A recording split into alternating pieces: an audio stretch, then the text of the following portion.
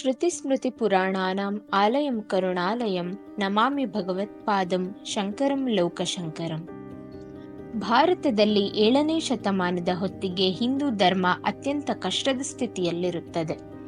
ಜೈನ ಬೌದ್ಧ ಧರ್ಮಗಳಿಗೆ ಕೆಲ ಶ್ರೀಮಂತ ರಾಜರು ಆಶ್ರಯ ನೀಡಿದ್ದರಿಂದ ಜನರಲ್ಲಿ ಸನಾತನ ಧರ್ಮದ ಬಗ್ಗೆ ಮತ್ತು ಅದರ ಆಚರಣೆಗಳ ಬಗ್ಗೆ ಆಸಕ್ತಿ ಇಲ್ಲದಾಗಿರುತ್ತದೆ. ಇದೆಲ್ಲದರ ಪರಿಣಾಮವಾಗಿ ಜನರು ಧಾರ್ಮಿಕತೆಯಲ್ಲಿ ಸ್ಪಷ್ಟತೆ ಇಲ್ಲದೆ ಪರಿತಪಿಸುತ್ತಿರುತ್ತಾರೆ. ಭಾರತವನ್ನು ಮತ್ತೆ ಸನಾತನ ಧರ್ಮದ ಅಡಿಯಲ್ಲಿ ಒಗ್ಗೂಡಿಸಿ ಜನರಲ್ಲಿ ಐಕ್ಯಮತ್ಯವನ್ನು ಮೂಡಿಸಲು ಬಂದವರೇ ಶ್ರೀ ಶಂಕರಾಚಾರ್ಯರು.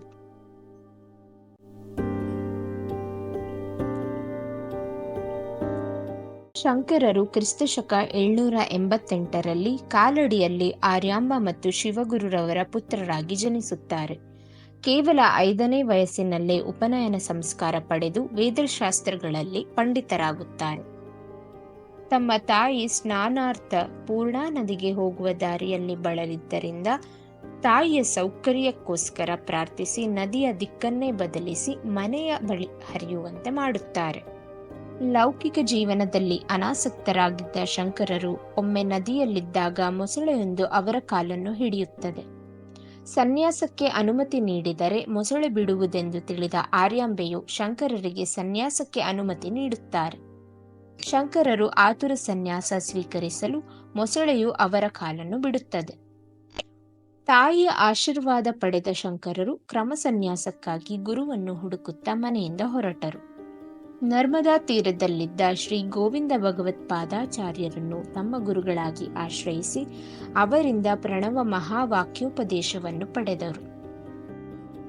ಮಳೆಗಾಲದಲ್ಲಿ ಉಕ್ಕಿ ಹರಿಯುತ್ತಿದ್ದ ನರ್ಮದಾ ನದಿಯನ್ನು ತಮ್ಮ ಕಮಂಡಲುವಿನಲ್ಲಿ ಹಿಡಿದು ಜನರನ್ನು ರಕ್ಷಿಸುತ್ತಾರೆ. ಇದನ್ನು ಗಮನಿಸಿದ ಗೋವಿಂದ ಭಗವತ್ಪಾದಾಚಾರ್ಯರು ಶಂಕರರನ್ನು ಪ್ರಸ್ಥಾನತ್ರಯ ಭಾಷ್ಯಾದಿ ಗ್ರಂಥಗಳ ರಚನೆ ಮಾಡಲು ಆದೇಶಿಸಿದರು. ನಂತರ ಶಂಕರರು ಗೋವಿಂದರ ಅಣತಿಯಂತೆ ಕಾಶಿಯ ಮೂಲಕ ಬದರಿಗೆ ತೆರಳಿ ಸುಮಾರು 4 ವರ್ಷ ಅಲ್ಲೇ ಇದ್ದು ಬ್ರಹ್ಮ ಉಪನಿಷತ್ತು ಮತ್ತು ಭಗವದ್ಗೀತೆಗೆ ಭಾಷ್ಯವನ್ನು ರಚಿಸುತ್ತಾರೆ. ನಂತರ ಹಲವಾರು ಶಿಷ್ಯರ ಸಮೇತ ದಿಗ್ವಿಜಯ ಮಾಡುತ್ತಾ ಜನರಿಗೆ ಸನಾತನ ಧರ್ಮದ ಬಗ್ಗೆ ಅರಿವು ಮೂಡಿಸುತ್ತಾ ದಕ್ಷಿಣಕ್ಕೆ ಬರುತ್ತಾರೆ. ಹೀಗಿರುವಾಗ ಈಗಿನ ಶೃಂಗೇರಿಯ ಸ್ಥಳದಲ್ಲಿ ಆಶ್ಚರ್ಯಕರ ದೃಶ್ಯವೊಂದು ಅವರ ಕಣ್ಣಿಗೆ ಬೀಳುತ್ತದೆ.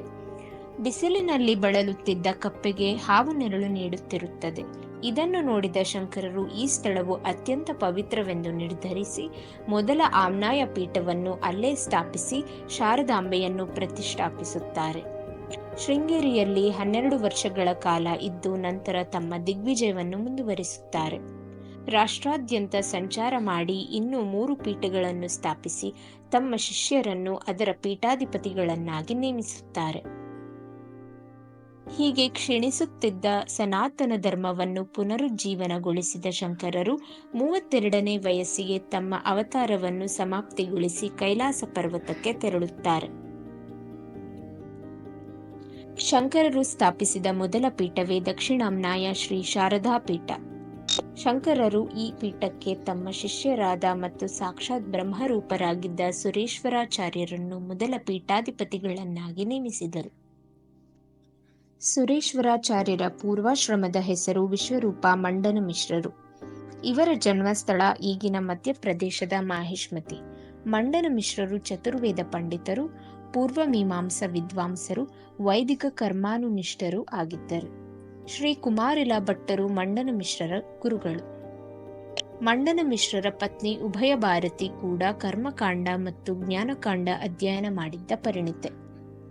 ಒಮ್ಮೆ ಶಂಕರಾಚಾರ್ಯರು ದೇಶ ಪರ್ಯಟನೆ ಮಾಡುತ್ತಾ ಮಾಹಿಷ್ಮತಿಗೆ ಬರುತ್ತಾರೆ. ಮಂಡನ ಮಿಶ್ರರ ಬಗ್ಗೆ ತಿಳಿದಿದ್ದ ಶಂಕರರು ಅವರೊಡನೆ ಶಾಸ್ತ್ರ ವಿನಿಮಯ ಮಾಡಲು ಅಪೇಕ್ಷಿಸಿದರು.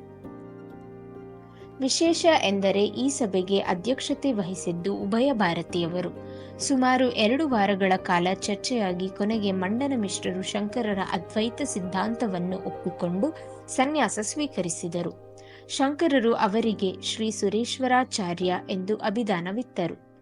ಶೃಂಗೇರಿಯಲ್ಲಿ ಶಂಕರರು ಮೊದಲ ಪೀಠವನ್ನು ಸ್ಥಾಪಿಸಿದಾಗ ಸುರೇಶ್ವರಾಚಾರ್ಯರನ್ನೇ ಪ್ರಥಮ ಪೀಠಾಧಿಪತಿಗಳನ್ನಾಗಿ ನೇಮಿಸಿದರು. ಸುರೇಶ್ವರಾಚಾರ್ಯರು ಸುಮಾರು 70 ವರ್ಷಗಳ ಕಾಲ ಪೀಠವನ್ನಲಂಕರಿಸಿದ್ದರು. ತಮ್ಮ ಅವಧಿಯಲ್ಲಿ ವಿಜಯಯಾತ್ರೆಗಳನ್ನು ಮಾಡಿ ಸನಾತನ ಧರ್ಮ ಪ್ರಚಾರ ಮಾಡಿದರು. ಸುರೇಶ್ವರಾಚಾರ್ಯರ ಸಮಾಧಿಯು ಶಾರದಾಂಬಾ ದೇವಾಲಯದ ಬಲಭಾಗಕ್ಕಿದೆ. ಸುರೇಶ್ವರಾಚಾರ್ಯರ ನಂತರ ಪೀಠಾಧಿಪತಿಗಳಾಗಿದ್ದು ಶ್ರೀ ನಿತ್ಯಬೋಧಗನಾಚಾರ್ಯರು. ಇವರ ವಿಷಯಗಳನ್ನು ಮುಂದಿನ ಸಂಚಿಕೆಯಲ್ಲಿ ನೋಡೋಣ. ಧನ್ಯವಾದಗಳು.